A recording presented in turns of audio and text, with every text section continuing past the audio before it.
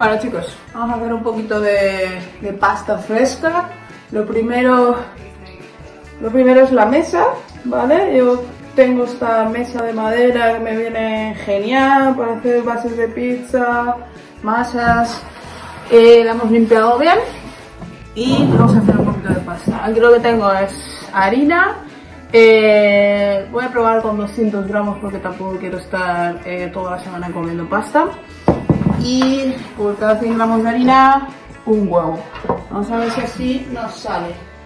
Luego, lo que vamos a hacer, yo no tengo un tamizador de harina, pero tengo un colador, ¿vale?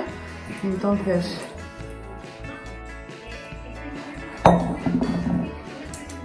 la vamos a tamizar así.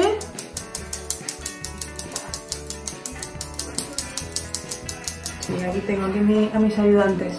No, aquí no hay nada para vosotros. ¿Vale? Creo que es muy poquito.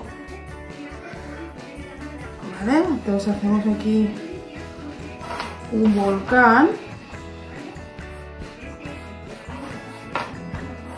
¿Vale? Un volcán. Me faltaría un tenedor.